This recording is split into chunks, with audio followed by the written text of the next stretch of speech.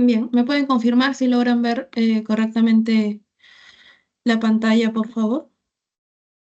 Hola, buenos días. Sí se logra ver. Bien, muchas gracias. Buen día. Bueno, entonces, como tienen en pantalla, llegamos a la novena semana ya en nuestro curso de filosofía y en la sesión del día de hoy vamos a revisar una de las disciplinas filosóficas eh, más desarrolladas, podríamos decir, sobre todo en el último siglo. Estamos hablando de la epistemología. ¿Alguien recuerda cuál es el objeto de estudio de la epistemología? El conocimiento científico.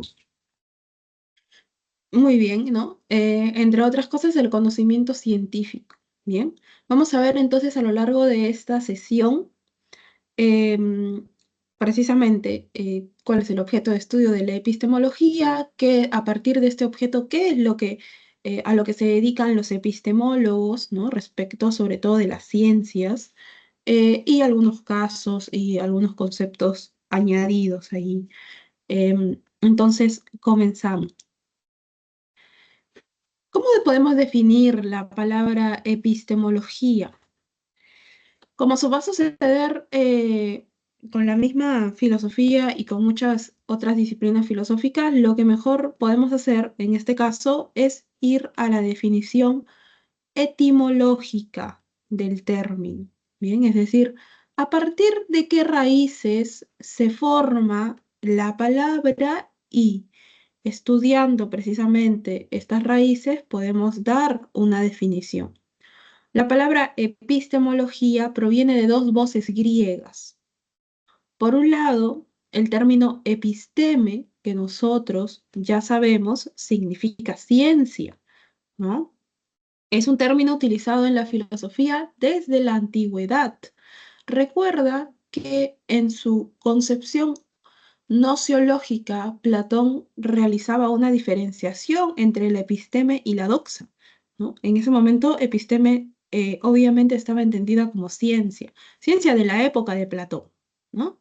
Ciencia de algunos siglos antes de Cristo, y bueno, doxa que significa opinión. Entonces volvemos a traer este término para definir la epistemología, ¿no? Tomando episteme como ciencia y logos en su significación de teoría o estudio. En ese sentido, podemos definir etimológicamente a la epistemología como la teoría de la ciencia. Em, Esta es una definición sumamente básica. Posteriormente, algunos epistemólogos van a definir a la epistemología como teoría de las ciencias, en plural, ¿bien? Porque se hace una diferenciación entre los tipos de ciencias. Después también se va a hablar de la epistemología como filosofía de la ciencia o filosofía de las ciencias también. Pero bueno, damos por sentado, evidentemente, que el objeto de estudio de la epistemología es la ciencia o las ciencias y todas las características y todos los conceptos y todos los elementos que se puedan desprender de ellas. Bien, así pues, la epistemología va a ser entendida como la disciplina filosófica que va a estudiar distintos temas alrededor de la ciencia. Por ejemplo, se va a preguntar, ¿cuál es la fundamentación de la ciencia? Esta característica es una réplica, evidentemente, de una característica de la actitud filosófica. Bien, recordemos, si nosotros retrocedemos varias sesiones, que en nuestra primera sesión dijimos que la actitud filosófica se caracterizaba por ser radical. E hicimos una salvación, dijimos, entendamos radical por esta capacidad que tiene la filosofía, el trabajo filosófico, de apuntar a las raíces, ¿no? De lo que está estudiando. Bueno, la epistemología realiza esto, ¿no? Va a los fundamentos de la ciencia. ¿Cómo podemos fundamentar el estudio de una ciencia específica? El epistemólogo pregunta por esto a los científicos. Bien. Además, la epistemología va a estudiar la estructura de la ciencia. Después vamos a ver que la ciencia precisamente presenta todos sus elementos ordenados de manera coherente. Entonces, esta estructura, ¿cómo es que se va tejiendo poco a poco? Eh, este saber científico, esto va a ser analizado por los epistemólogos. Bien.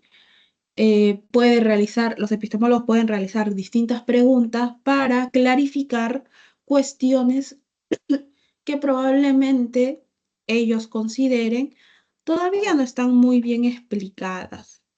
Bien, muchos epistemólogos en ese sentido, por eso, además de filósofos de la ciencia, son científicos, que pueden hacer este doble trabajo entre idas y venidas entre epistemología y ciencia. Bien. La epistemología, además, por último, pero eso es un tema muy importante, estudia las condiciones de validez del conocimiento científico. ¿Qué quiere decir esto? Em, que em, la epistemología, los epistemólogos en específico, van a establecer parámetros para dar cuenta de si, por ejemplo, una teoría puede ser considerada científica o no. Una propuesta puede ser considerada científica o no. Esto lo vamos a ver a mayor detalle en la siguiente clase, pero bueno, vamos adelantando un poco esto. En el siglo XX se toma este tema con mayor importancia y vamos a encontrar algunas propuestas que se va a entender, propuestas para solucionar el problema de la demarcación científica, ¿no? ¿Qué cosa es? Cómo podemos entender que algo es científico y cómo lo diferenciamos de algo que no es? ¿Es criterio personal? No, la ciencia no va a demarcar algo a partir de las acciones subjetivas del científico, ¿no? Evidentemente. Entonces aquí vamos a encontrar la propuesta conocida como verificacionismo, sostenida por los científicos y epistemólogos del Círculo de Viena. Y por otro lado, y es una propuesta contraria, vamos a encontrar el refutacionismo sostenido por el científico y epistemólogo Karl Popper. Vamos a encontrar otras también, pero estas, digamos, son sobre las que más se hablaba, sobre las que más se debatía. Además, ¿no? Para hablar también de esta validez del conocimiento científico, eh, actualmente, ¿no? O sea, incluso hasta hoy, vamos a encontrar a muchos filósofos que, por ejemplo, realizan una férrea diferenciación entre lo que conocemos como ciencias naturales o ciencias duras y ciencias sociales. Hay muchos epistemólogos que dicen que las ciencias sociales no deberían ser consideradas ciencias porque poseen elementos que no son compatibles con las características del conocimiento científico. Bien, entonces, este es un debate, el debate sobre la validez del conocimiento científico está aún abierto, digámoslo así, ¿no? Y hasta el día de hoy se desarrollan las distintas posiciones. Bien, hasta aquí todo claro, jóvenes, podemos seguir. Sí, sí, continúa. Bien, gracias. Ahora, vamos a ver si estamos mencionando en cada momento respecto del trabajo de la epistemología alrededor de la ciencia, ¿qué cosa es la ciencia? Nosotros nos vamos a quedar con una definición fundamental de la ciencia. Esta nos dice que la ciencia es aquel conjunto de conocimientos que están ordenados de manera lógica, sistemática, coherente y que estos conocimientos nos brindan información respecto del mundo, de la naturaleza, de la realidad, del universo, como tú lo quieras llamar. ¿Qué sucede? En un momento, respecto de todo esto que compone la ciencia, todos estos conocimientos, un científico va a decir, Yo quiero obtener como datos un tanto más específicos. ¿Qué es lo que va a hacer? Va a aplicar el método científico. Bien. Em, ¿Te acuerdas qué filósofo de la modernidad, que además de filósofo fue científico y médico, utilizó un método que posteriormente va a fundamentar lo que conocemos como el método científico?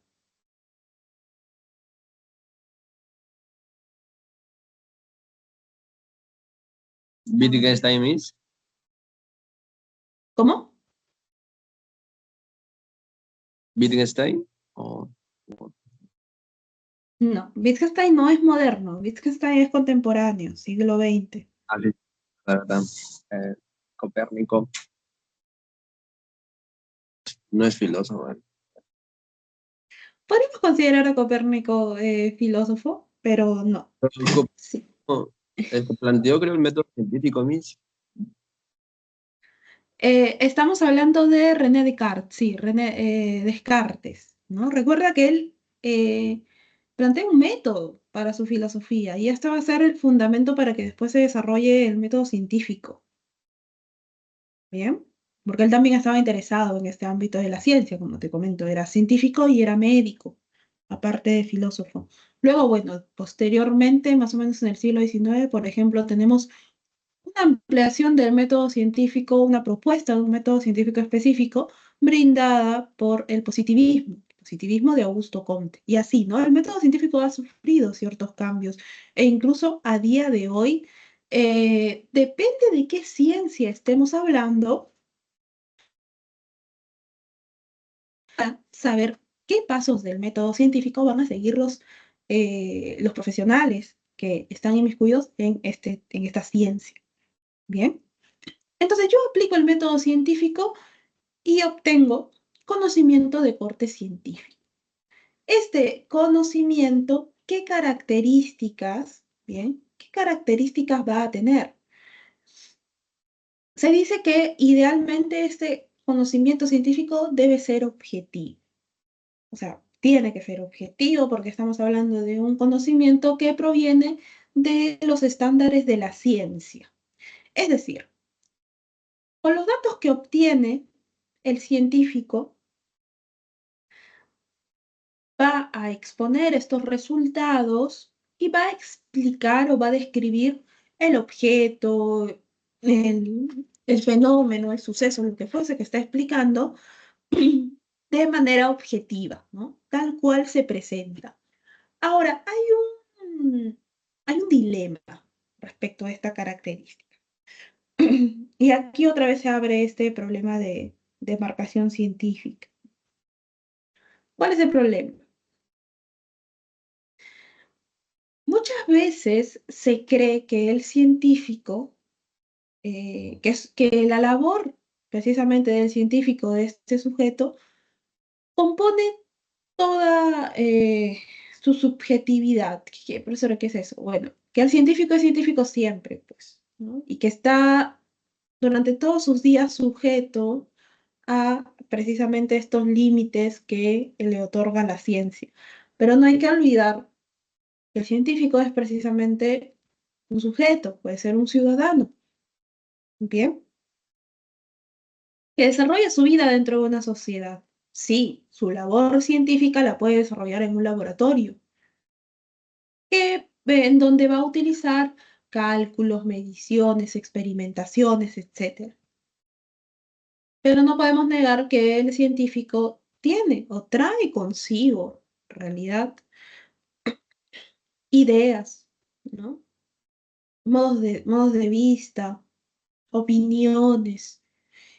Y es muy probable, y en realidad es lo más común, que el científico cuando realice una labor dentro de la ciencia que le corresponde, por allí siempre va a tener esta intención de derivar los resultados a lo que le guste, ¿no? Algo con lo que esté de acuerdo, obviamente.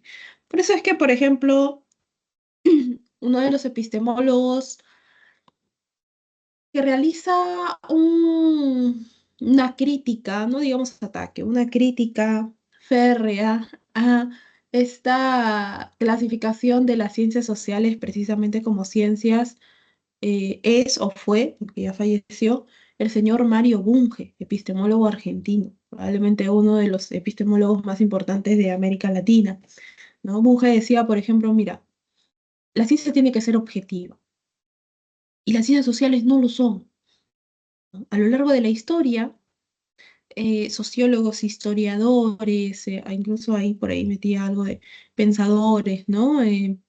Antropólogos, toda esta gente ha demostrado que sus estudios, los estudios que han pretendido ellos avalar mediante estándares científicos, han respondido a su ideología, ¿no? Entonces, este es un problema, en realidad, es un problema que hasta el día de hoy se debate, ¿no? Realmente las ciencias sociales pueden ser consideradas ciencias, tienen todas estas características, ¿no? Sobre todo, presentan la característica de objetividad, ¿no? De un lado y del otro, obviamente, tenemos distintos argumentos, ¿no?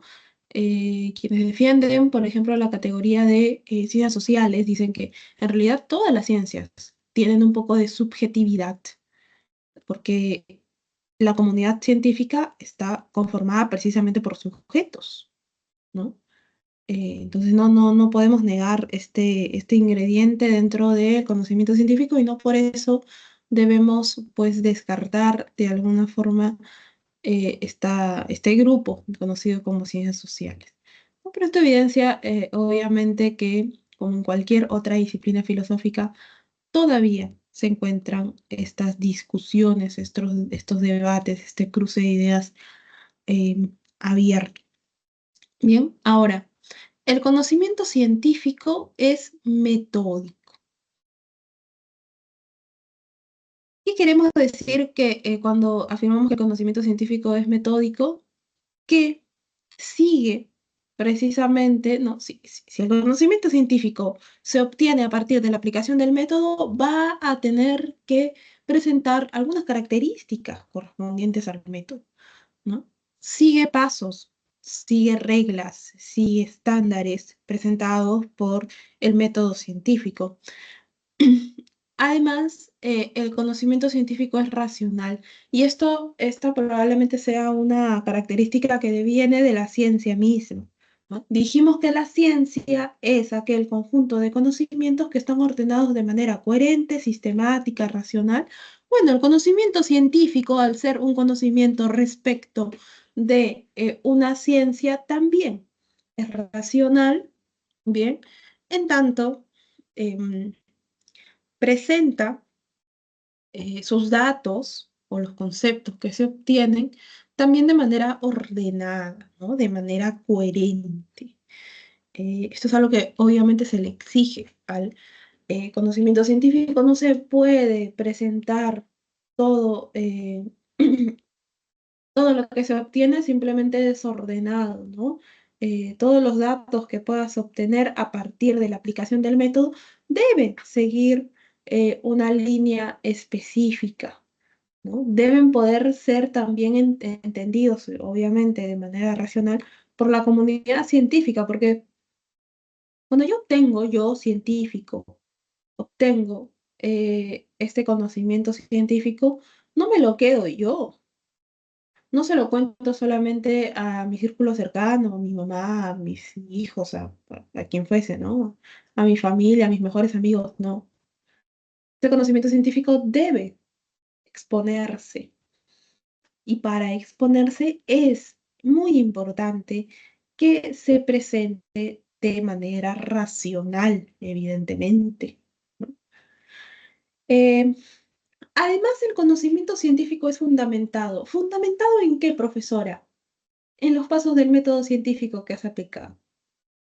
Si tú aplicas el método científico respetando los estándares de este, vas a obtener pruebas, vas a obtener datos, vas a obtener mediciones, por ejemplo, cálculos, ¿no? Depende de qué ciencia estemos hablando, ¿no? Vas a obtener muestras, si hablamos, no sé, de la química, de la biología. Bien. Objetos, vas a obtener muchos datos.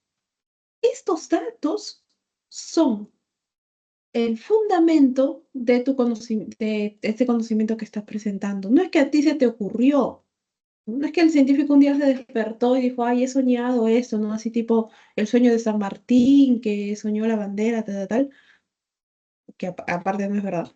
Eh, no es así, ¿bien? Eh, muchas veces se le puede ocurrir algo al científico, ¿no? En su mente, pero necesita demostrarlo a través de la aplicación del método. Una vez que tenga estas pruebas, una vez que tenga estos datos, pues el conocimiento científico que presente va a ser mucho más fuerte, ¿no? Si alguien por ahí le replica algo, ¿qué es lo que puede hacer este, este científico? Bueno, saca sus pruebas, saca sus mediciones, saca todo, ¿no? Y dice, "Mira, aquí está comprobado que lo que yo digo tiene sentido por esto, por esto, por esto", y bueno, ya es una cuestión propia del área de la ciencia en donde está investigando. Por último, el conocimiento científico es regional. ¿Qué quiere decir? Cada ciencia va a estar enfocada en estudiar una parte de la realidad, una parte, ¿no? La química estudia una parte del mundo, la física estudia otra parte del mundo, la astronomía estudia una parte del universo, y así. Cada uno está enfocado en eso. Por eso es que entendemos que cada una de estas ciencias posee una comunidad científica, ¿no? Donde se aceptan teorías, se rechazan teorías, se aceptan leyes, se rechazan leyes, se actualiza la aplicación del método, etcétera. Todo esto en este grupo, ¿bien? En esta sección. Por eso es regional el conocimiento científico. Ojo, hablamos de un área de la realidad. Em, esto no hay que confundirlo, ¿bien? No hay que confundirlo con regional en tanto, no sé, estamos en la región en América, en Latinoamérica, en Sudamérica y después está Europa. No, recordemos que el conocimiento científico pretende ser en este sentido de alcance universal, ¿no? Y ahí comparte precisamente eh, un, em, una característica con la filosofía, excepto en contadas excepciones como algunas ciencias sociales que sí son un poco más específicas. Bien. Entonces, estas son las características del conocimiento científico. Ya tenemos la definición de ciencia, que obviamente con el paso del tiempo siempre por ahí varía un poco y allí es donde deben interceder pues los epistemólogos para ver qué cosa es lo que se está haciendo en ese momento. Bien. Ahora vamos a ver cómo podemos clasificar las ciencias. Existen muchas formas, en realidad, de clasificar las ciencias, jo.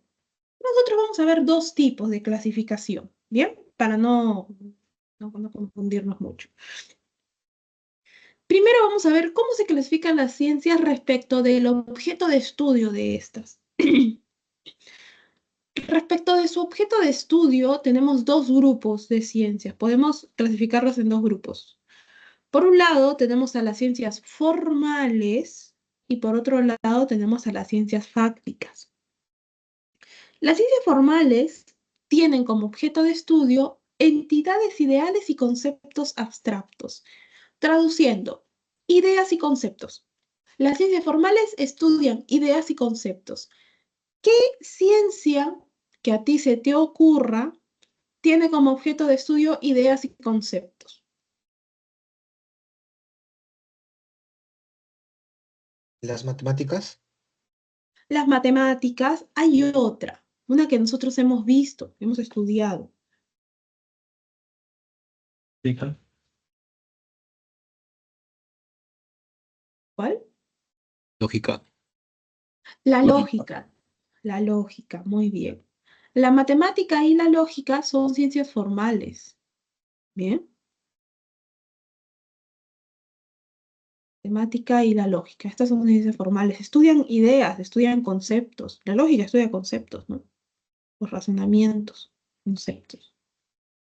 Entonces, en esta clasificación, ojo, en esta clasificación por el objeto de estudio, tenemos por un lado las ciencias formales, la lógica y la matemática.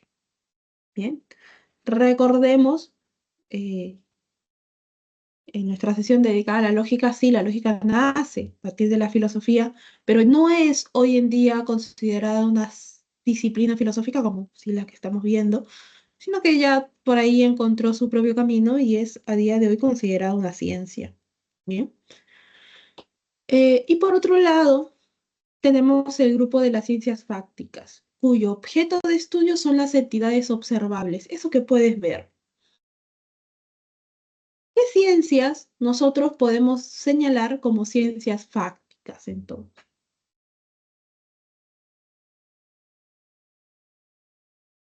Física, Miss. La física es una ciencia Biología, fáctica. La biología es una ciencia fáctica, sí. anatomía y química también. La química, ya. Y todos estos grupos de ciencias que han mencionado, ¿cómo se conocen? Se conocen bajo un rótulo. Ciencias básicas, le dicen. Ya, Bueno, en sí, esto sí. de nombre sería ¿Qué otro nombre?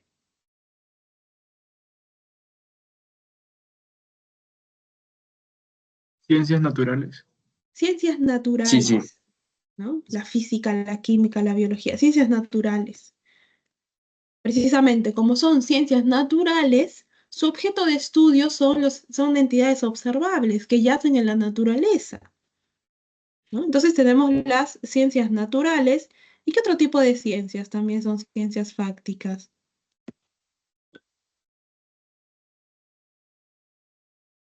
¿Qué otro tipo de ciencias nosotros podemos decir que son ciencias fácticas?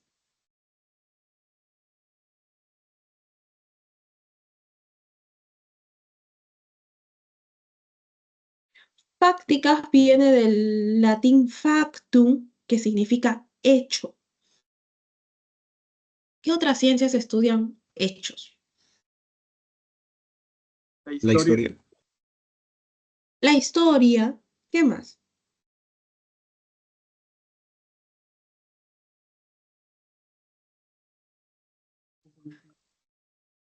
¿Dentro de qué grupo de ciencias nosotros podemos ingresar a la historia? Sociología. La sociología, muy bien. ¿En qué facultad de la universidad están estas carreras como historia, sociología? sociales, Miss. Social, ¿no? Las ciencias sociales. Las ciencias sociales también son ciencias que estudian los hechos, ¿no? El término hechos es fundamental dentro de la sociología, por ejemplo. Y hay un millón de estudios sobre ese término específicamente. Entonces, las ciencias fácticas, cuyo nombre proviene del latín factum, que significa hechos, estudian entidades observables, ¿no? Tenemos las ciencias naturales y las ciencias sociales en este grupo. Entonces, esta es la primera clasificación de las ciencias respecto de su objeto de estudio. Hay otro tipo de otro modo de clasificar las ciencias. Y esta es una clasificación muy interesante, bien, que nos ayuda a ver un poco el desarrollo y el uso que se le hace eh, a las ciencias. Sí, la educación se podría entender como una ciencia, como grupo de las ciencias humanas más cercana a las ciencias sociales. Y ahora vamos a ver, bien, dentro sobre todo de la clasificación por su función, cómo es que justo se ha ido desarrollando la educación. Por un lado, respecto de su clasificación por la función que realizan, tenemos las ciencias puras. La función o las funciones en plural de las ciencias puras son la de descripción, explicación y predicción. ¿Qué ciencias tú crees que cumplen estas funciones y por lo tanto pueden ser rotulados como ciencias puras?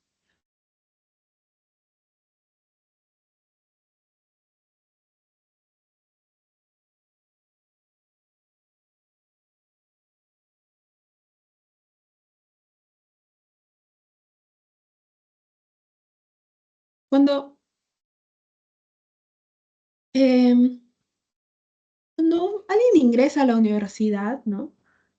Y por ahí preguntan, ay, ¿qué estás estudiando? Estoy estudiando tal carrera. Y realiza esta siguiente anotación, ¿no? Pero esta carrera pura. ¿Sobre qué tipo de carrera, sobre qué tipo de ciencias se suele hacer este tipo de, esta anotación? Ojo, estamos hablando de otro tipo de clasificación, ¿eh? Es una clasificación aparte, no se sigue de la primera que hemos visto.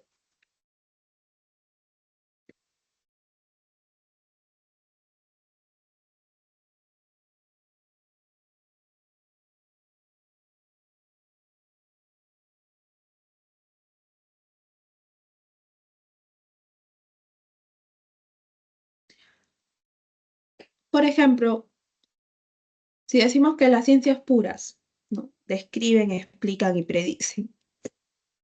Y por otro lado, las ciencias aplicadas desarrollan tecnología. Un químico, bien, un científico, un químico, ¿dentro de cuál de estos dos grupos de ciencias estaría enrolada su trabajo? ¿Puras? Puras, ¿no? La química es una ciencia pura. Otro tipo de ciencia puede ser considerada pura. Física. ¿Matemáticas? La matemática, sí, la matemática es una ciencia pura. En esta clasificación, sí. Y bueno, otro tipo de ciencias, La- ¿no? La física, Física. la física, la historia también es una ciencia pura. O sea, si tú estudias historia nada más ahí en las facultades sociales, es una ciencia pura. Cumple con estas tres funciones, si tú te das cuenta, ¿no? Ahora, en las ciencias aplicadas van a combinar probablemente algunas ciencias puras y aquí van a salir ciencias aplicadas cuyo objetivo es el desarrollo de la tecnología. ¿Qué ciencias tú crees que podrían ser consideradas como ciencias aplicadas en este sentido?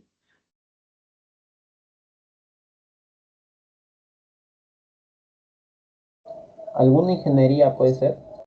Las Psicología. ingenierías, por excelencia, muy bien. Por excelencia, las ingenierías son ciencias aplicadas, ¿no? Sí, muy Psicología. bien. La psicología. Por ejemplo, miren, las ingenierías, en las ciencias puras yo tengo la física, ¿no? La física es una ciencia pura. ¿Cómo yo vuelvo aplicada? ¿Cómo yo transformo en aplicada esta ciencia? En el ámbito de las ciencias aplicadas tenemos a la ingeniería física. Y es una aplicación específica de los saberes que contiene la física, ¿no? Si combino física y matemática, tengo, por ejemplo, ingeniería civil, tengo otras ingenierías como la ingeniería mecatrónica, donde ves ahí cuestiones de lógica y de matemáticas también, etc. Ahora, hay un caso particular que es el caso de las ciencias de la educación. Me parece que no en Lima, pero en otras provincias, al menos de nuestro país, y también de la región, por lo menos hasta donde tengo entendido, las facultades de educación han cambiado su nombre por facultades de ciencias de la educación. ¿Con qué fin, profesora? ¿Para que se vea más bonito? No. Em, Probablemente por los cambios en los últimos años. La educación se pretende presentar como una ciencia, en tanto puede ingresar aquí, al grupo de las ciencias aplicadas. En el pregrado esto probablemente no se entienda mucho, pero sobre todo cuando estas facultades en sus unidades de posgrado, en sus secretarías de posgrado, presentan maestrías o doctorados específicos, ¿no? Ya no se presentan simplemente como maestrías en educación o doctorados en educación, sino como, por ejemplo, no sé, maestrías en investigación en docencia superior, ¿no? O diplomados en docencia con herramientas en la virtualidad, etcétera. Esto lo que busca es precisamente el desarrollo más allá de un ámbito clásico de la educación con las herramientas que a día de hoy se pueden utilizar. Bien, entonces se ha transformado precisamente la educación en una ciencia aplicada.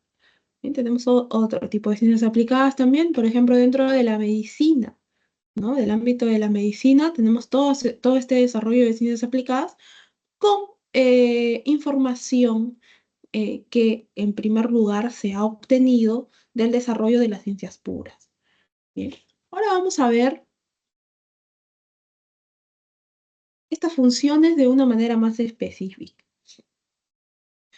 Tenemos, por ejemplo, la función, en primer lugar, la función de descripción. La función de descripción es básica.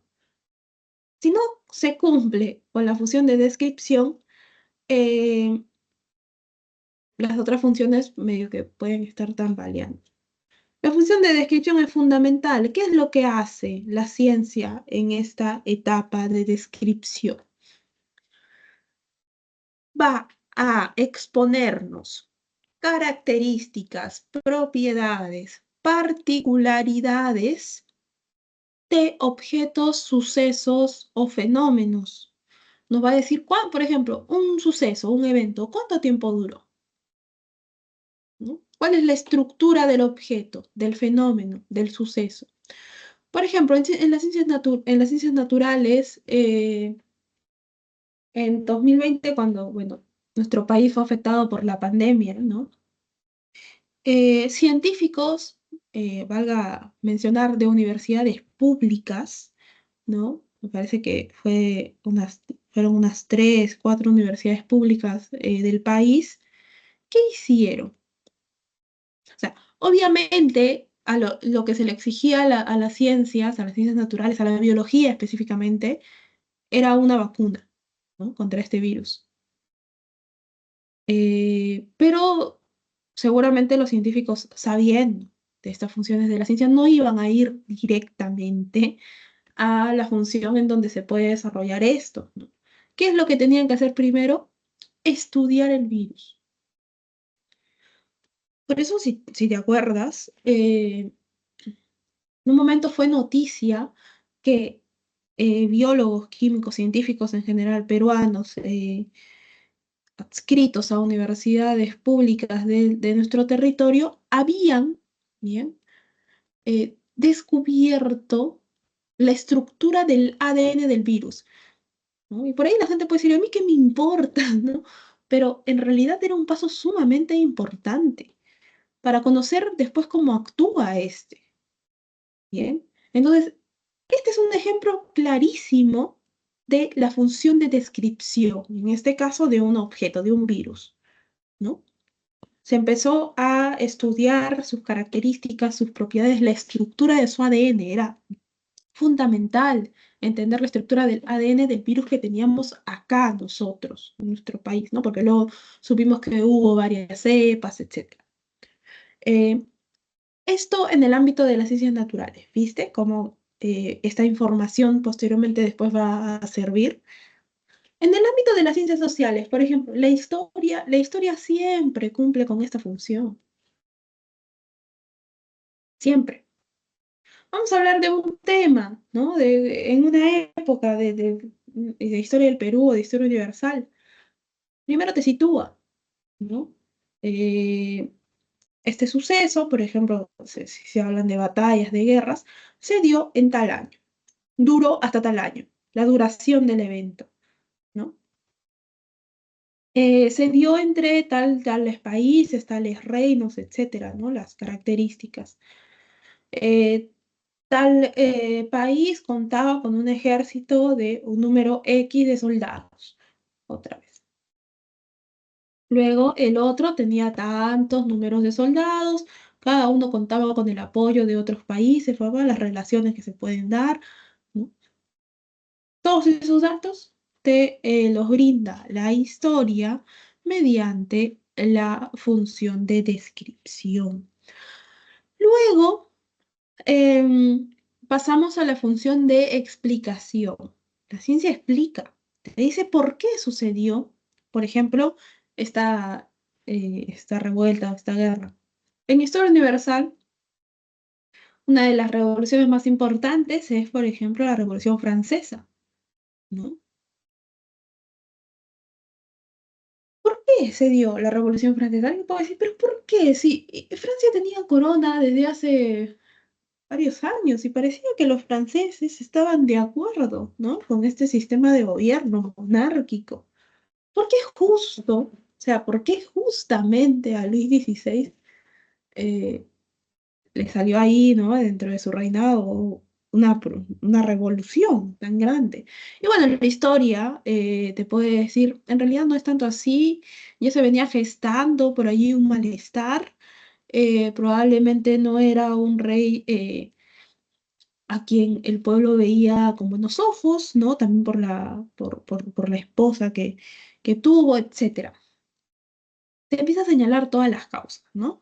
Mientras el pueblo en París era afectado por una hambruna y también por las condiciones naturales, ¿no? No podían por eso cosechar nada, etcétera. Se enteraron pues que a las afueras de París, en Versalles precisamente, los reyes y todos sus invitados, porque el palacio este de Versalles es enorme, ¿no?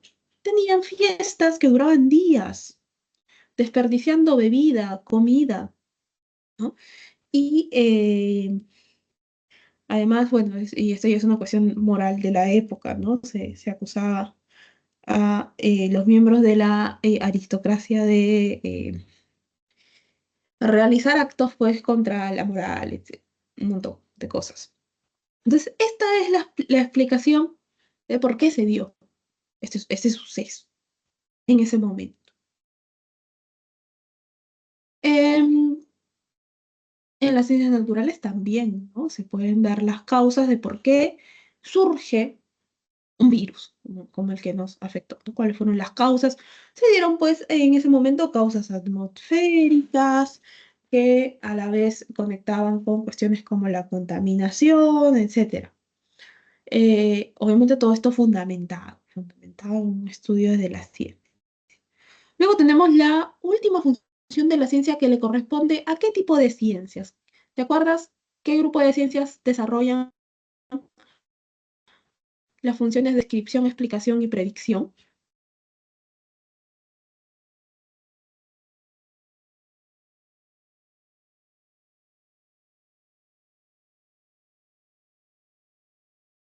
Las ¿Cómo se puras. llaman estas ciencias? Muy bien, las ciencias puras, ¿no? O sea, hasta aquí, estas funciones le corresponden a las ciencias puras. La función de aplicación, obviamente, le va a corresponder a las ciencias aplicadas. Bien, la función de predicción es muy particular, porque es una función que si bien puede realizar la ciencia, cuando se socializa esta función, cuando se socializa quiere decir cuando el científico da a conocer esto, no solamente ya para su comunidad científica, sino para la sociedad, no suelen hacer caso. Bien, la ciencia tiene la capacidad, los científicos tienen la capacidad de decir, mira, ya te expliqué, por ejemplo, cómo se dio este virus, ¿no? Ya te dije, ya escribí todas las características de este virus y ahora lo que te voy a decir, te voy a exponer las condiciones que se dieron, ¿no? Que estas condiciones que se dieron para que surja este virus pueden, ¿no? Al parecer, se pueden repetir dentro de 50 años. ¿Bien? Entonces, hay que tener mucho cuidado en ese sentido. Puede ser. Y al parecer ya no, por ejemplo, este virus va a nacer en el Asia, sino en otro continente, en otro lugar, puede ser en América, lo que fuese. Entonces hay que tener mucho cuidado con eso.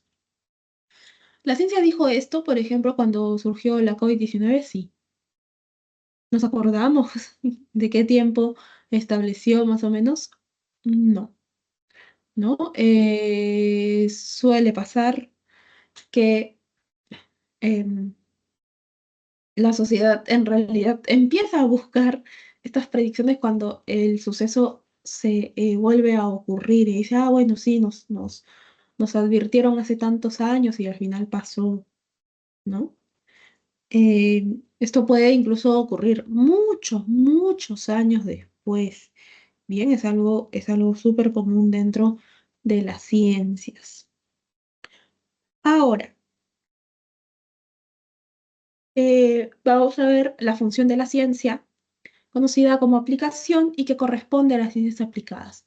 Con toda la información que yo puedo obtener de las tres funciones anteriores, bien, voy a tomar toda esta información de las ciencias puras y la voy a llevar a la práctica para poder obtener nuevas tecnologías, tecnologías de punta, en realidad, ¿no? Por ejemplo, por ejemplo, em, actualmente hay un campo que, digamos, en el ámbito tecnológico se está explorando, ¿no? Y es el de la creación de aeronaves, ¿no? Espaciales, con un fin turístico. Hasta antes de esta intención, em, los viajes al espacio eran con fines exploratorios, ¿no? Se dejaban incluso algunos robots. ¿Te acuerdas que había un robot muy famoso que creo que ya no funciona y estaba en Marte? No recuerdo el nombre. Pero incluso él mismo se cantaba cumpleaños feliz.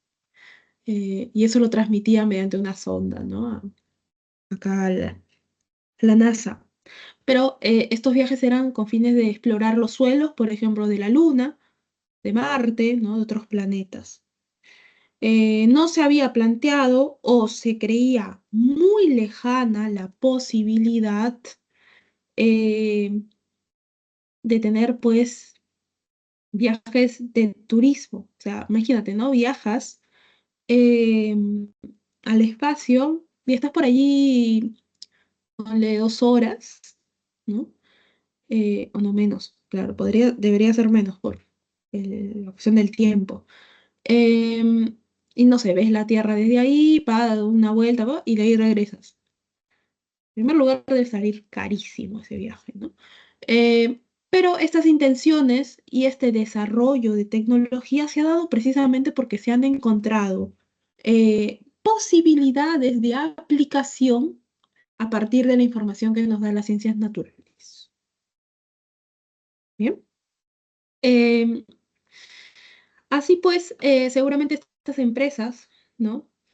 Van a utilizar eh, cuestiones que encuentran en la función de descripción, evidentemente, ¿no? De descripción de los fenómenos que suelen darse en el espacio, etcétera, y también de explicación. Por ejemplo, seguramente muchos tienen como algo que no se debería volver a repetir este suceso, ¿no? De hace muchos años que pasó en manos de la NASA, quienes en un viaje, ¿no? Con astronautas habían invitado a personas comunes y corrientes, personas que no tenían un estricto entrenamiento, ¿bien? Para viajar al exterior.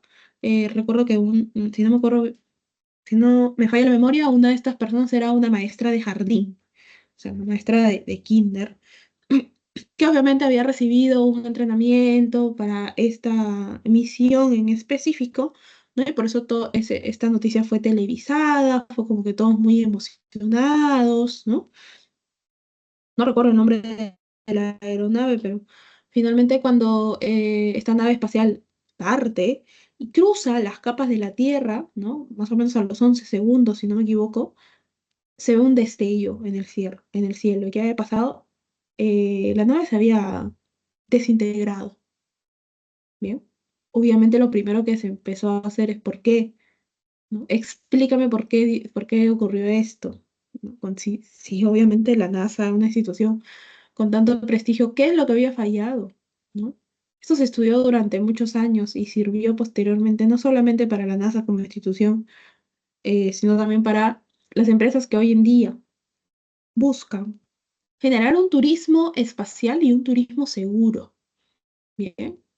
Y también pues aquí va a intervenir la función de predicción con los datos que tienen, ¿no? Para poder evitar precisamente que se vuelvan a dar este tipo de situaciones.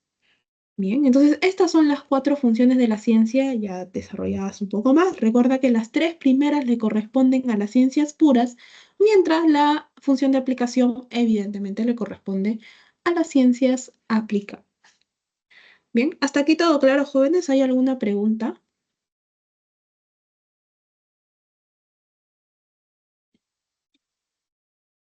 ¿Sí? ¿Podemos seguir?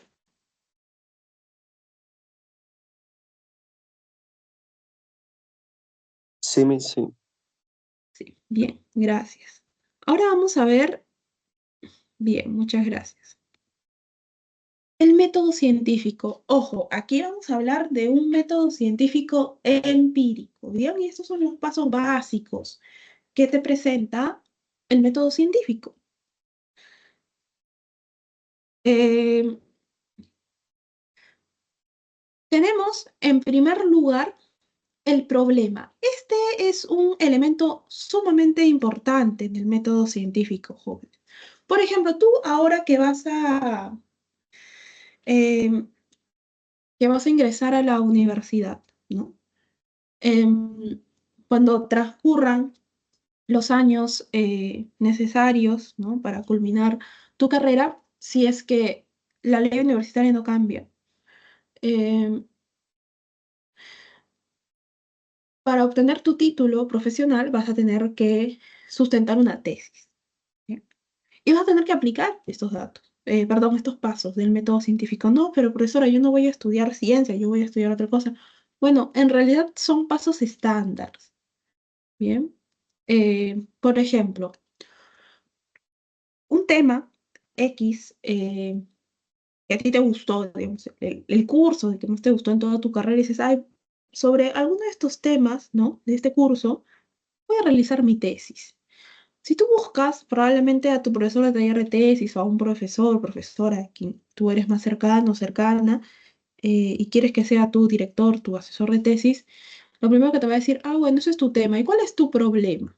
Tu problema de tesis, ¿no? Este problema no debe ser cualquier problema o cualquier pregunta, ¿correcto? No puede ser o sea, nada, el que se me ocurra. No. Em, Tiene que ser un problema o una pregunta, una interrogante que aún no ha encontrado una solución definitiva. Bien. ¿Quién va o quién va a intentar darle una solución? Tú. Bien. Entonces tú vas a investigar, ¿no? Yo quiero este tema, de repente se me ocurrió este problema, voy a ver. Y por ahí de repente hay algunos autores que han pretendido, bien, han pretendido resolver el problema, pero su conclusión no ha sido tan clara y a veces muchos autores lo admiten, ¿no? No hemos podido llegar a una conclusión 100%, pero hemos aportado estos datos para posteriores investigaciones, etcétera. Ya, si tú encuentras algo así, ese problema puede ayudarte a desarrollar después todos los otros pasos del método, ¿no?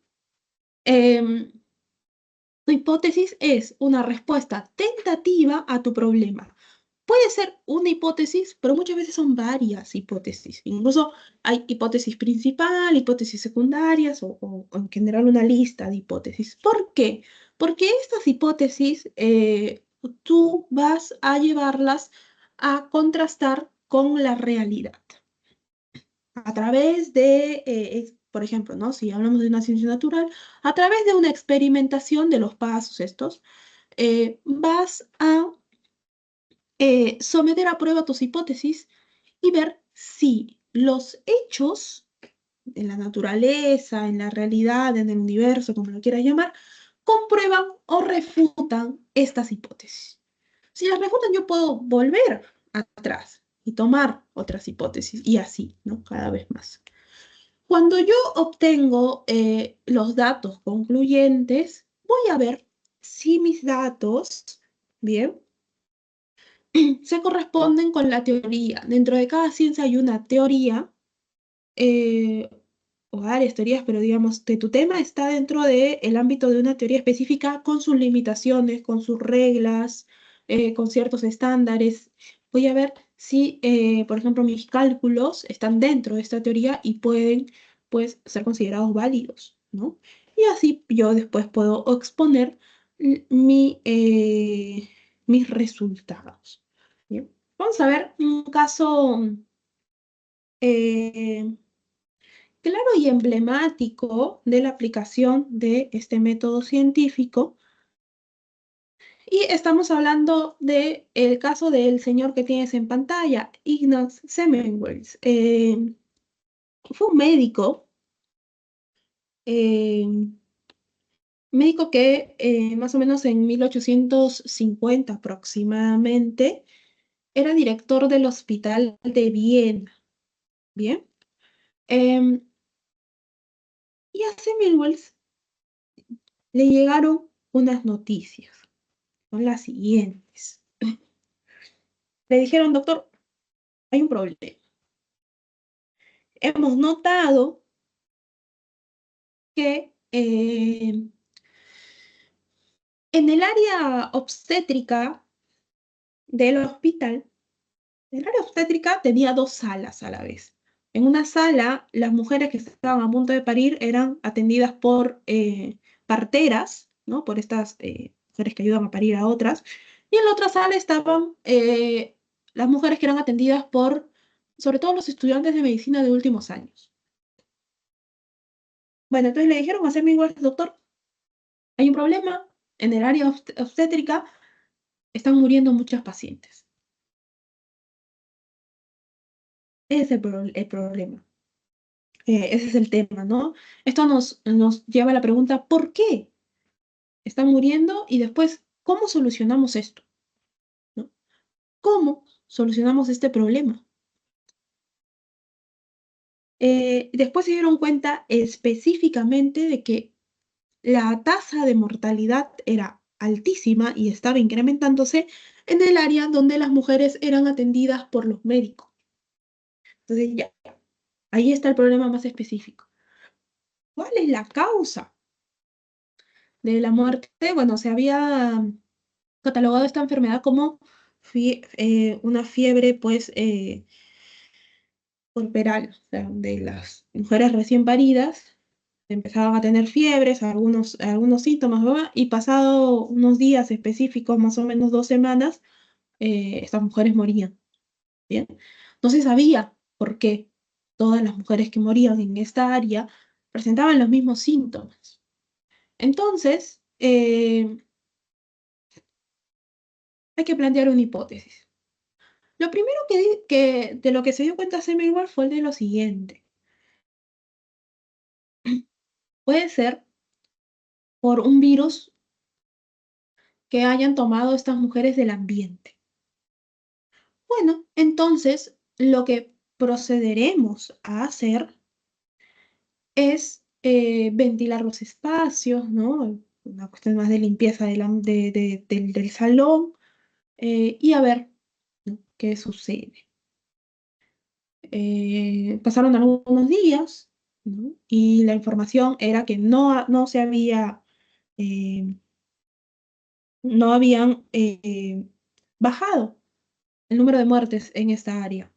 Bueno, ¿qué hicimos? Contrastamos la hipótesis con la realidad y bueno, se refutó esta hipótesis, ¿no?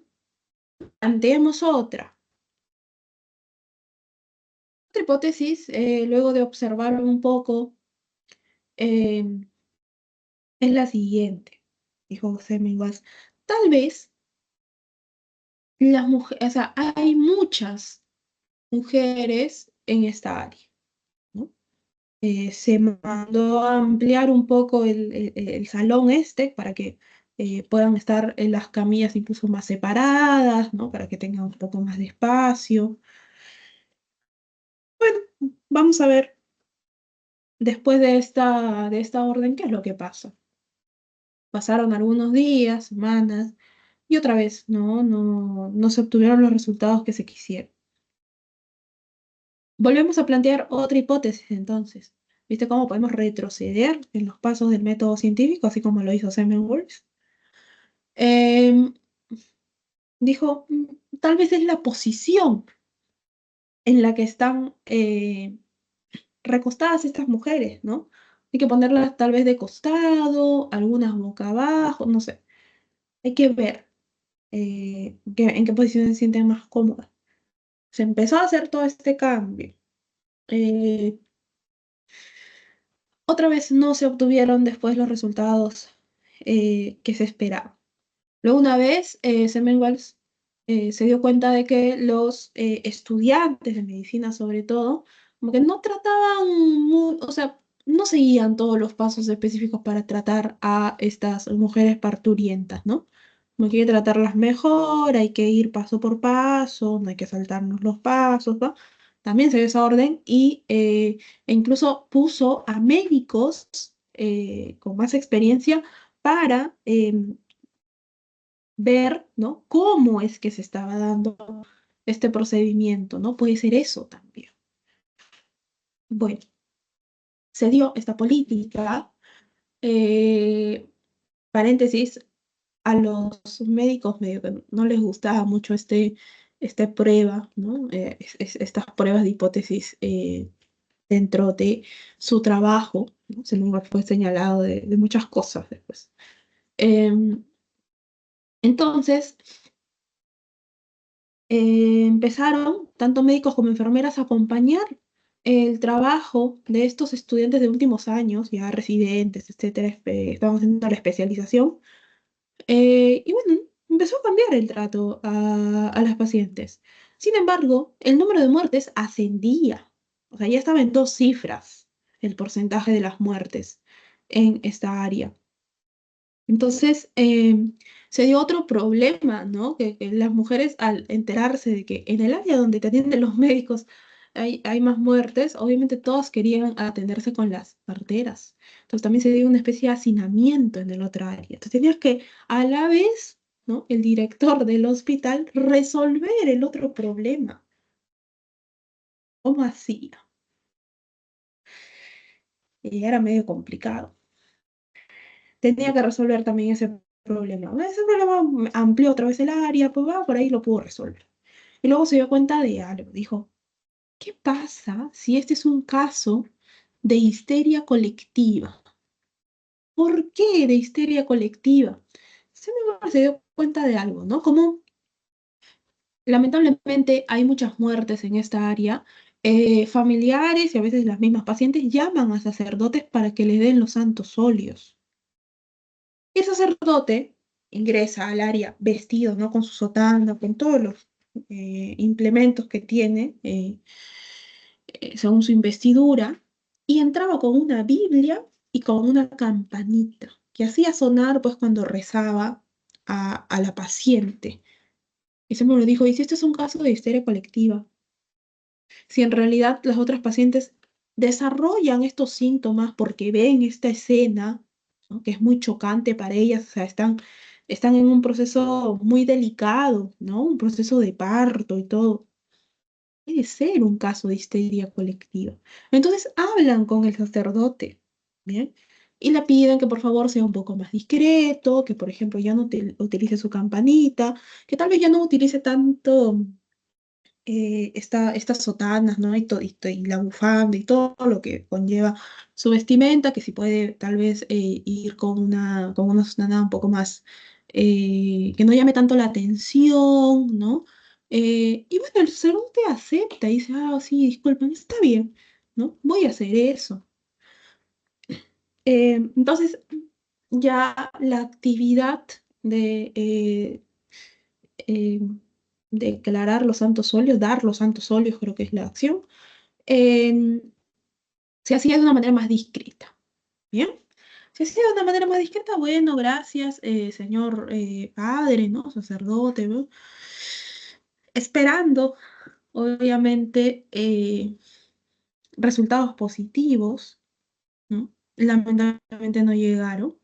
Pues fue como que ya, ya no se me ocurre más, son como 5 hipótesis que estaba probando Semmelweis y algunos médicos allegados a él, ¿no? ¿Qué puede estar pasando? Y allí ocurre algo que si no hubiera pasado, probablemente se hubiera tomado mucho, mucho tiempo, porque, ojo, o sea, estas hipótesis que yo te estoy contando no es que se dieron día tras día, pasaron meses, semanas, un montón de tiempo. Sucede algo, ¿ya? Y aquí está un elemento que para la ciencia también es importante, aunque algunos científicos más tradicionales no lo van a querer aceptar. Es el azar. El azar, jóvenes, está presente en probablemente todos los aspectos de nuestra vida, ¿no? Muchos instantes, y también está presente en la ciencia. ¿Qué sucedió? Sucedió lo siguiente, un médico, o sea, un estudiante de los últimos años de medicina, de residencia, empezó a desarrollar los mismos síntomas que las mujeres parturientas. Tenía esta fiebre puerperal. Y todo el mundo dijo, ¿qué está pasando? ¿No? ¿Qué está sucediendo? Este hombre no puede estar presentando los mismos síntomas por la justificación de estar embarazado, o sea, es un varón. Eso quiere decir que la condición de embarazo de las mujeres no va a ser un tema específico muy importante para que desarrollen esta enfermedad. ¿De dónde viene entonces el desarrollo de estos síntomas? ¿No? Porque este médico empezó con los mismos síntomas, el mismo lapso de tiempo y lamentablemente el mismo desenlace. Murió por esa fiebre. Bien. Entonces empiezan a ir tras los pasos de este médico. ¿Este médico atendía a las mujeres parturientas? Sí. Bien. ¿Cuántas veces al día ingresaba al área, ¿no?, de obstétrica? Tantas veces. ¿Qué hacía antes? ¿No? Llegaba directamente, antes estaba en otra área. ¿Qué era lo que pasaba? Y dieron cuenta de algo. Antes de atender a estas mujeres, este médico lo que hacía era estar en el área de la morgue del hospital, practicando con cuerpos, pues, ¿no? Eh, Ahí se practicaban suturas, etcétera, todo. Eso ya el ámbito de la medicina. Y cuando terminaba su trabajo en la morgue, inmediatamente después ingresaba a atender a las mujeres parturientas. Estamos hablando de 1848, 1850. Probablemente allí no utilizaban guantes, no se cambiaban de guantes, ingresaban directamente a atender a las mujeres y listo. Y se dio cuenta de algo también, ¿no? De que probablemente utilizaban el mismo bisturí. Entonces, la orden de Semmelweis fue inmediatamente que todas las personas, todos los médicos que cambien, ¿no?, de un lugar a otro de trabajo tenían que lavarse las manos con una solución salina de agua con otras cosas desinfectantes para la época, ¿no? Obviamente, a día de hoy los médicos utilizan otra manera de lavar sus manos, etcétera. Porque se había determinado que este médico, por ejemplo, tenía todavía en las manos y probablemente en el bisturí material cadavérico. Y este material, o sea, todo este material cadavérico, eh, probablemente entraba, ¿no?, por el canal de parto al cuerpo de las mujeres. Y allí es donde se desarrollaba toda esta fiebre y finalmente pues moría. La figura de Semmelweis es muy importante en la historia de la higienización en la medicina, porque una vez que se da esta orden, ¿no?, de lavar las manos, etcétera, el porcentaje de muertes en el área obstétrica atendida por los médicos disminuye radicalmente. Em, Obviamente, muchos colegas suyos todavía hacían caso omiso a esta orden, ¿no? Por eso es que en otros lugares, en otros hospitales también, porque la noticia se corrió, se rehusaban a aceptar porque creían que indirectamente lo que estaba haciendo Semmelweis era acusarlos directamente por la muerte de estas personas. Pero bueno, o sea, fue una cuestión que sucedió y que probablemente si es que no se daba, por ejemplo, la muerte de este médico, no se iba a descubrir, ¿no? La solución, que después, que devino muchos años después en un proceso de higienización estricta dentro de los hospitales, ¿no? Eh, Antes de entrar a un quirófano, por ejemplo, los médicos deben lavarse la mano y hasta los codos, me parece. No pueden tocar nada, directamente ponerse los guantes, etcétera, ¿no? Hay un proceso muy estricto de higienización del mismo quirófano, del mismo lugar donde, por ejemplo, van a operar, ¿no? Etcétera. Todo esto viene después de precisamente este caso paradigmático, ¿no? Donde vemos claramente la aplicación de los pasos del método científico en el Hospital de Viena, en su momento dirigido por el doctor Ignaz Semmelweis. ¿Bien? Ahora,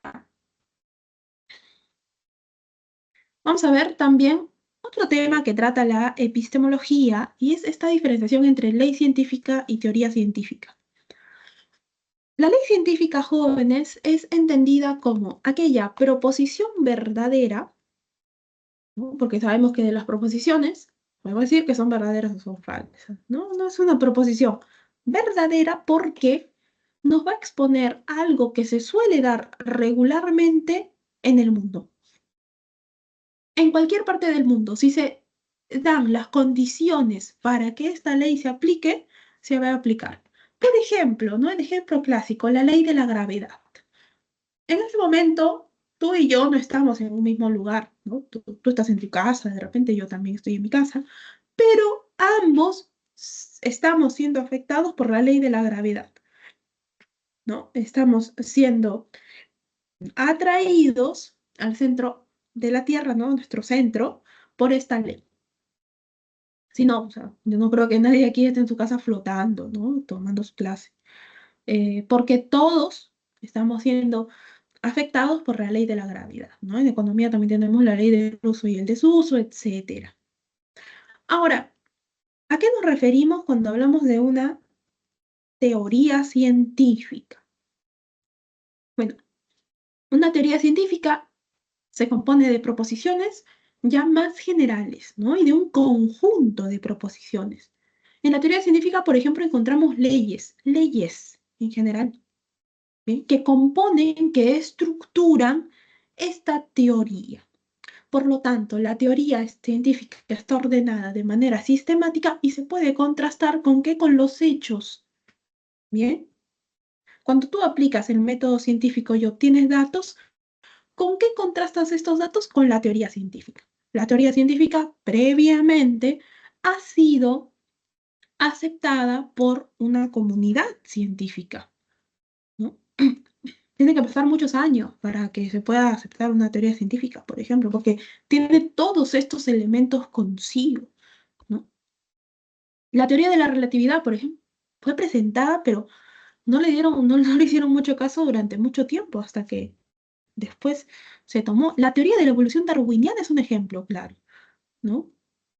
Fue una discusión de mucho tiempo el hecho de si aceptamos la teoría de la evolución de Darwin, estamos dejando de lado, pues, las escrituras, ¿no? Fue un debate fuerte con la religión, hasta que teólogos y científicos de la iglesia misma lo que lograron hacer fue como una unión entre la ciencia y lo que dictaba pues las escrituras y allí se empezó a tener en cuenta más la teoría de la evolución darwiniana que a la vez viene con la teoría del origen común o del árbol común.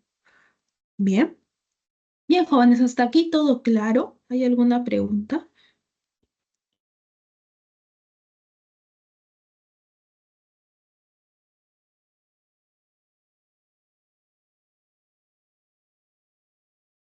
¿Sí? ¿Todo claro?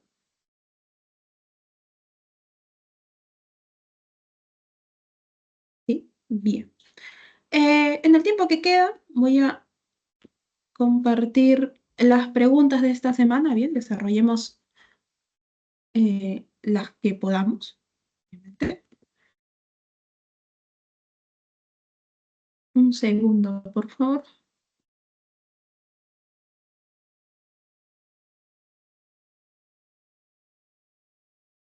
Bien, ¿me confirma si logran ver el documento?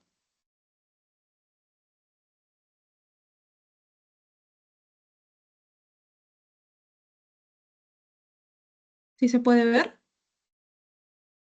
Sí, bien, bien, gracias. Bueno, entonces tenemos la lectura complementaria. Vamos a ver qué nos dice. La ciencia busca la organización sistemática del conocimiento acerca del mundo. El sentido común, como la ciencia, proporciona conocimientos acerca de fenómenos naturales, y este conocimiento es a menudo correcto. Por ejemplo, el sentido común nos dice que un niño se parece a sus padres y que las buenas semillas producen buenas cosechas. El sentido común, sin embargo, muestra poco interés en establecer sistemáticamente conexiones entre fenómenos que no parecen estar evidentemente relacionados. En contraste, la ciencia se interesa por formular leyes generales y teorías que manifiesten patrones de patrones de relaciones entre muy distintas clases de fenómenos. La ciencia se desarrolla descubriendo nuevas relaciones y particularmente integrando afirmaciones, leyes y teorías que anteriormente parecían no estar relacionadas en leyes y teorías más comprensivas. La ciencia procura explicar por qué los sucesos observados de hecho ocurren, aun cuando el conocimiento adquirido en el curso de la experiencia ordinaria es frecuentemente preciso. Rara vez proporciona explicaciones de por qué los fenómenos ocurren de cierta manera. La experiencia práctica nos dice que los niños se parecen a uno de los padres en ciertos rasgos y al otro en ciertos otros, o que el abono incrementa la producción de cosecha, pero no proporciona explicaciones para estos fenómenos.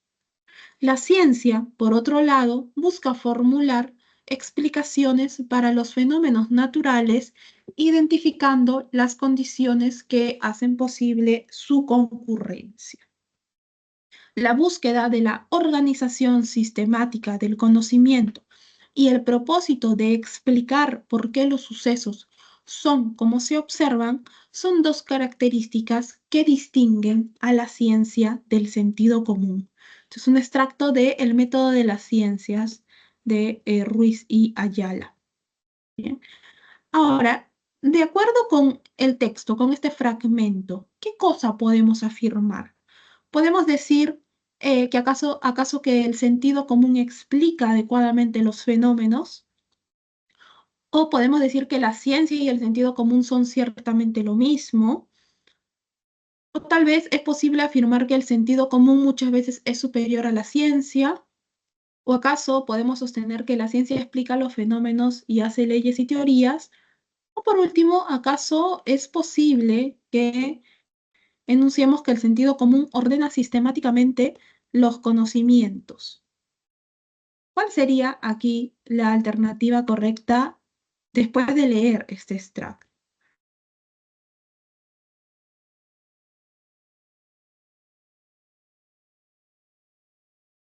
Que nos habla del sentido común y de la ciencia, ¿no? Estas cuestiones que parecen que son similares y otras que en otros sentidos que no lo son.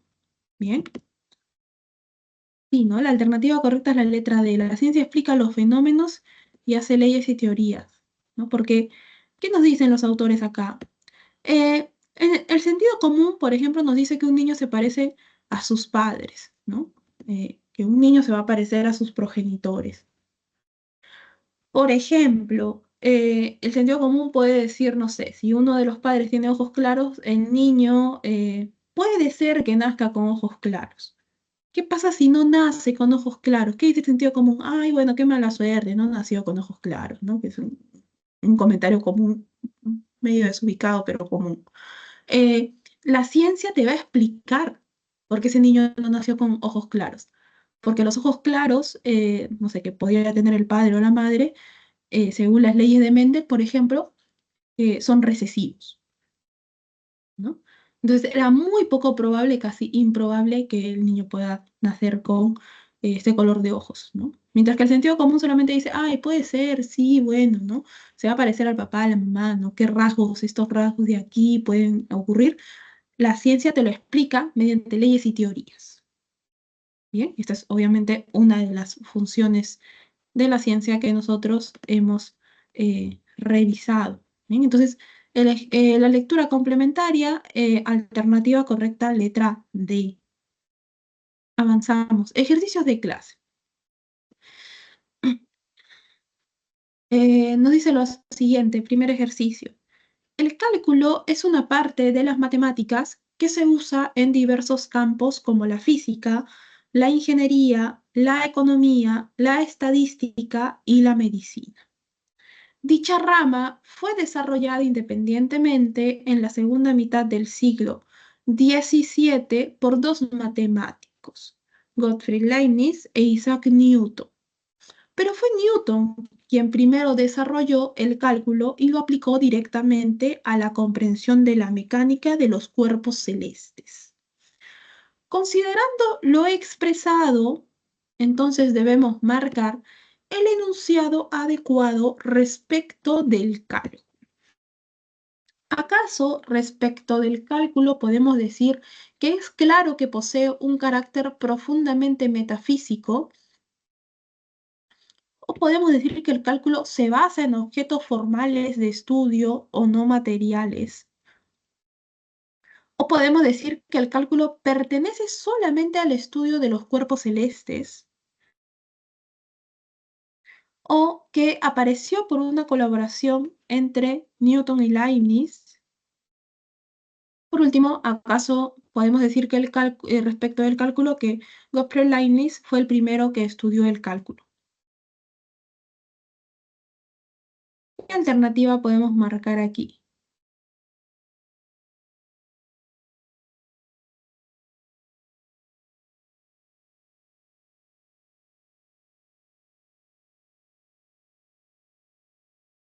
Hablamos un poco de la historia, si bien del cálculo, pero específicamente vemos dónde se utiliza, ¿no? Y también quiénes fueron probablemente los primeros, ¿no? Sí, los primeros, los más importantes, eh, en aplicar esto y en dónde se aplica. ¿Cuál sería la alternativa correcta respecto de este enunciado? A ver, vamos a leer otra vez, ¿no? El cálculo es una parte de las matemáticas que se usa en diversos campos como la física, la ingeniería, la economía, la estadística y la medicina, pero es una parte de las matemáticas, ¿bien? Esta parte de las matemáticas fue desarrollada independientemente en la segunda mitad del siglo XVII por Leibniz y por Newton. Pero fue Newton quien primero desarrolló el cálculo y lo aplicó directamente a la comprensión de la mecánica de los cuerpos celestes, a la física. ¿Bien? Considerando lo expresado, ¿qué podemos decir de esto?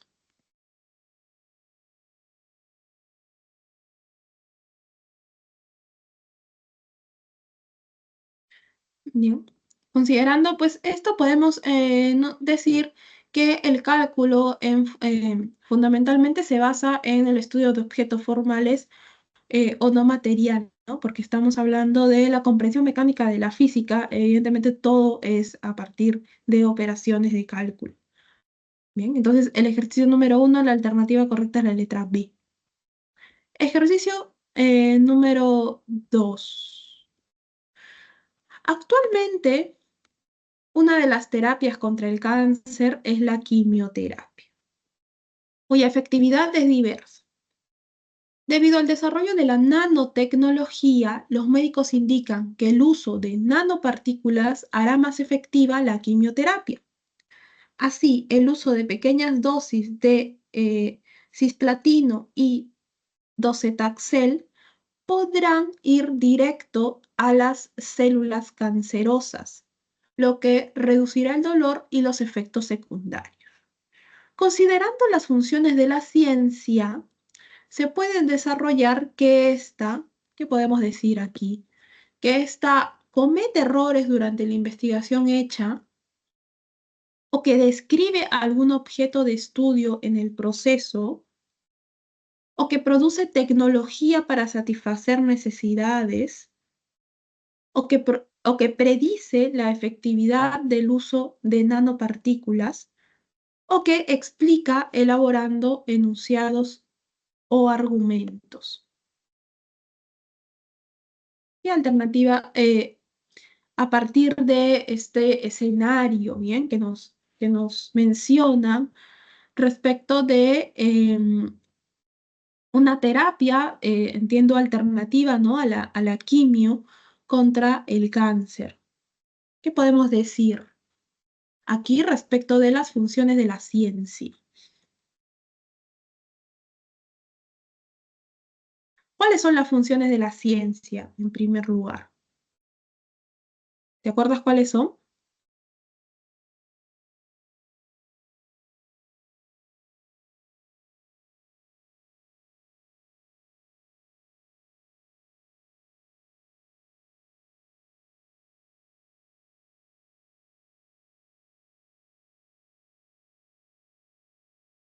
¿Cuáles son las funciones de la ciencia que hemos visto?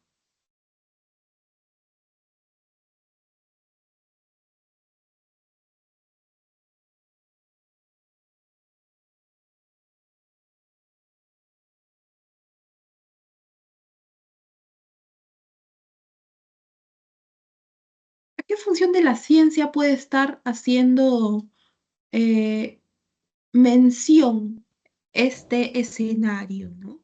Cuando nos dice, así el uso de pequeñas dosis de cisplatino y doxetacel podrán ir directo a las células cancerosas, lo que reducirá el dolor y los efectos secundarios. ¿Qué función de la ciencia acá se está ejecutando? La predicción, profe. La predicción. Entonces, ¿cuál es la alternativa correcta? La D.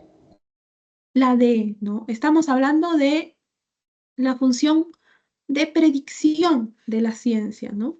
Obviamente, antes de predecir, los científicos que han hecho seguramente tienen prueba y error, han descrito muy bien estas nanopartículas, las han estudiado mucho, han dicho, bueno, con las características que yo tengo respecto de estas nanopartículas para específicamente la terapia contra el cáncer, podemos decir que hay altas posibilidades de que estos elementos puedan eh, ir directamente a las células de cáncer, o sea, no afectar todo el cuerpo como sí sucede con la quimioterapia, ¿no? Por eso que se cae el pelo y se tienen muchos efectos secundarios. Entonces, lo que se busca con la nanotecnología es evitar esto, ir directamente a las células cancerígenas, reducir el dolor del cuerpo del paciente y obviamente los efectos secundarios, ¿no? Está prediciendo qué tan efectivos pueden ser estas nanopartículas.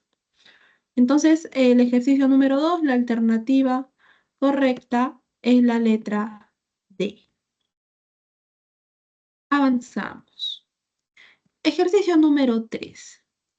En 1950, después de mucha investigación científica, el bioquímico Erwin Chargaff publicó un artículo en el que afirmaba que en el ADN de cualquier especie las proporciones de adenina y timina son iguales, así como las proporciones de citosina y guanina, lo cual constituye una regularidad en la naturaleza. Además, su estudio permitió establecer el apareamiento de bases en la estructura del ADN. Sobre este importante descubrimiento científico, bien, es decir, el de Chargaff, podemos afirmar qué cosa.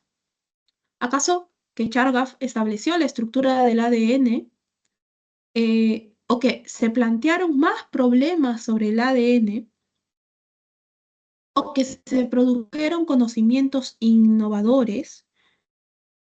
¿O acaso que Chargaff realizó una predicción científica? Por último, ¿acaso podemos afirmar que dicho descubrimiento es una ley científica?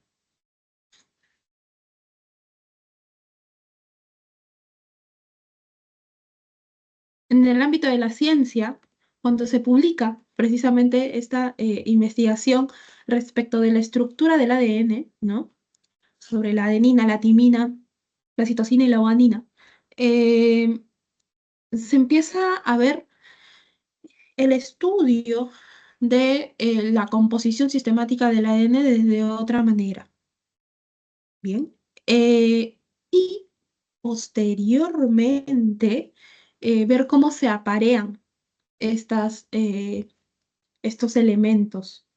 Incluso ahora en el curso de química no hay hasta memotecnias para ver cómo la guanina con la timina, la adenina con etcétera, etcétera, empiezan a aparearse y cómo se forman, ¿no?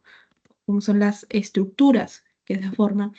¿Por qué es posible determinar esto? ¿Por qué es posible realizar este tipo de operaciones? Porque el descubrimiento de Chargaff se va a constituir dentro de la química como una ley científica. ¿Bien? Es una ley científica con todas las características que tiene la ley. Y además, acuérdate que, ¿qué nos dice, no? El ADN en cualquier especie, las proporciones de adenina y timina son iguales, a la vez que las proporciones de guanina y citosina también. Y recuerda que la característica de la ley científica es, en la situación en donde se den las mismas condiciones para que ocurra un hecho, un fenómeno, un suceso, se va a dar. Es decir, en las condiciones, ¿no? Del ADN, ¿no? Donde encontremos este tipo de ADN, van a tener las mismas proporciones, adenina, timina, guanina y citosina. Es una ley. ¿Bien? Esta es una ley científica que hasta el día de hoy pues, se utiliza. Entonces, ejercicio número 3, alternativa correcta, letra E. Ejercicio número 4.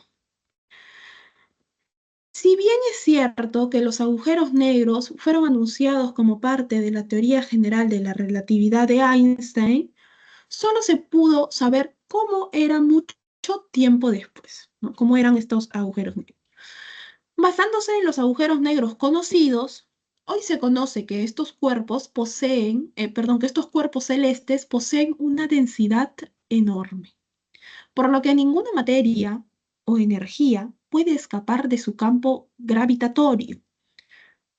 Además, se asume que se forman cuando estrellas masivas mueren o explotan. Los agujeros negros poseen otros aspectos evidenciables como el horizonte de sucesos, el borde exterior, el disco de acreción y la singularidad. De acuerdo con lo referido antes, podemos señalar que la ciencia, ¿qué cosa?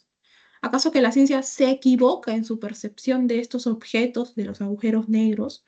¿O que la ciencia describe cómo son los agujeros negros conocidos? ¿O que predice la formación de algunos agujeros negros? ¿O acaso la ciencia explica cómo se ha formado la materia conocida? O por último, ¿acaso la ciencia plantea la solución a un problema de astronomía? Respecto de este enunciado, ¿qué podemos afirmar de la ciencia, ¿no? ¿Qué cosa nos está diciendo en primer lugar este enunciado, ¿no? Los agujeros negros se anunciaron como parte de la teoría general de la relatividad de Einstein, pero solo se pudo saber cómo eran mucho tiempo después, por cuestiones de tecnología, en realidad. Basándose en los agujeros negros que se conocen hasta hoy, que deben ser un montón más, se sabe que estos cuerpos celestes poseen una densidad enorme, por lo que ninguna materia que esté dentro de su campo gravitatorio, o sea, que esté cerca, puede escaparse. Es como que te absorben los agujeros negros. ¿Ya? Además, se asume que se forman cuando estrellas masivas mueran o explotan. Se dice que cuando muere el Sol, seguramente ahí se va a formar un agujero negro, ¿no? Los agujeros negros poseen también otros aspectos evidenciables como el horizonte de sucesos, el borde que poseen, el disco de acreción para expandirse y la singularidad. A partir de allí, ¿qué podemos afirmar nosotros de la ciencia? Que se equivoca en la manera en que percibe los agujeros negros, o que describe cómo son los agujeros negros conocidos, o que predice la formación de algunos agujeros negros, o explica la ciencia cómo se ha formado la materia conocida, o acaso, por último, la ciencia podemos afirmar que plantea la solución a un problema de astronomía. ¿Qué cosa está haciendo en este enunciado la ciencia? ¿Qué nos está brindando? ¿Qué nos da este enunciado? ¿Está problematizando? ¿Está solucionando un problema? ¿Está prediciendo algo? ¿Qué está haciendo? ¿Qué se está haciendo aquí?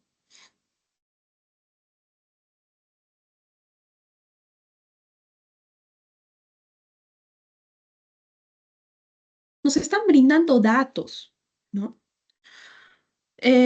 Los agujeros negros que se conocen a día de hoy te van a dar estas características, ¿no? Su densidad, su campo gravitatorio, que cuando mueren las estrellas o explotan, se forman estos agujeros negros que tienen un borde exterior, que tienen un disco de acreción y poseen singularidad. ¿Qué cosa se evidencia aquí respecto de la ciencia?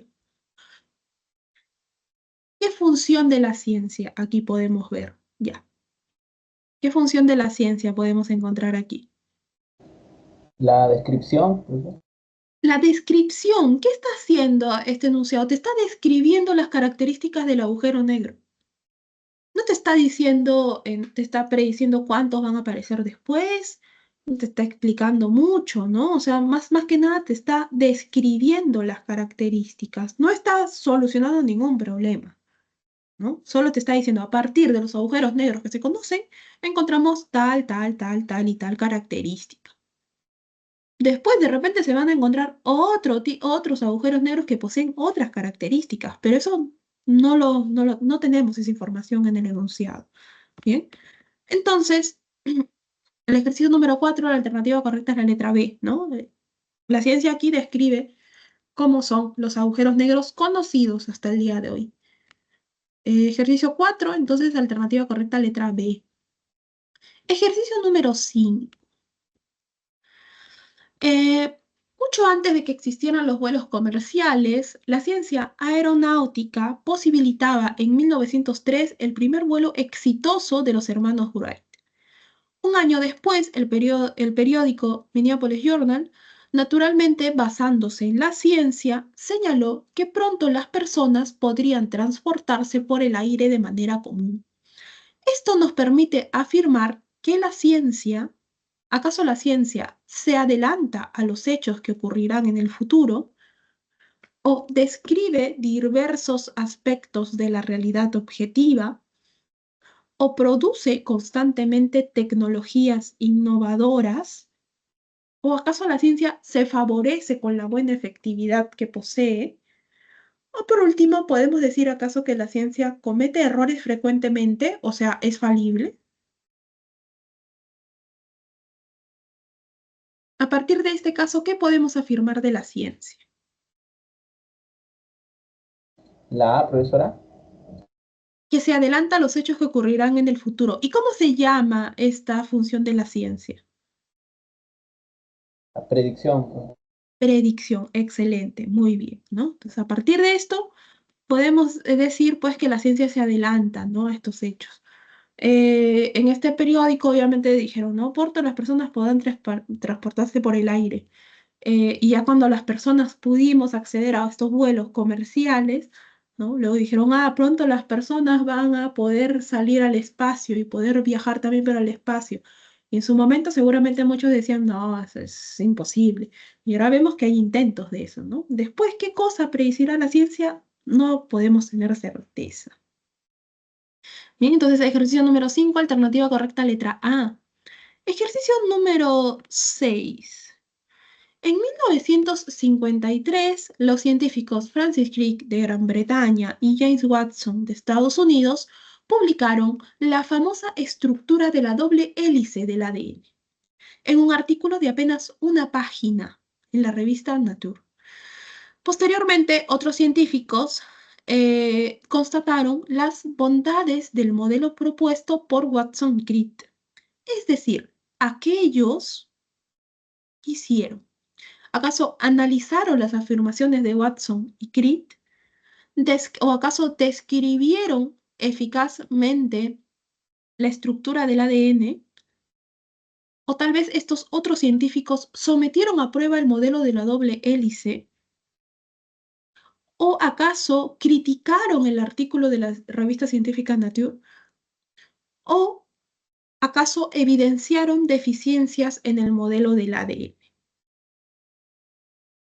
¿Qué pasó en este caso? ¿No? Para que estos científicos constataran las bondades del modelo de doble hélice del ADN de Watson-Crick, ¿qué tuvieron que hacer? Mira, la palabra clave está acá. ¿Qué hago yo para constatar algo? ¿Qué quiero decir cuando debo constatar algo? ¿Qué acción realizo en las ciencias? Comprobar. Comprobar. Entonces, ¿cuál sería la alternativa correcta en este ejercicio? La C. La C. Sometieron a prueba, claro. ¿Qué paso del método científico? ¿De qué paso del método científico estamos hablando acá? Aplicación. Paso del método científico. La aplicación es una función de la ciencia. Contrastación. Contrastación, muy bien, ¿no? Esta contrastación con los hechos. Vamos a poner a prueba entonces esto, a ver, ¿no? Y, imagínate, eso fue fácil, porque en realidad sí, el artículo no fue fácil, fue rápido, porque el artículo de Watson y de Crick fue muy particular porque fue solamente una página, cuando los artículos científicos suelen ser extensos. Bien, entonces muchos científicos dijeron, oye, pero ¿cómo me vas a presentar esto? O sea, un descubrimiento enorme en su momento, en los años 50, en una página y que la revista te lo haya aceptado. O sea, para la comunidad científica en ese momento fue, ¿no? ¿Qué les pasó por la cabeza digamos, a las personas que dirigen, ¿no? Este comité científico de la revista? Porque para que te publiquen en una revista, sobre todo de ciencias, es un proceso muy, muy desgastante, ¿no? Entonces, muchos científicos empezaron a poner a prueba todo esto que se vertía en el artículo de Crick y Watson. Y después se dieron cuenta y dijeron, sí, tienen razón, ¿no?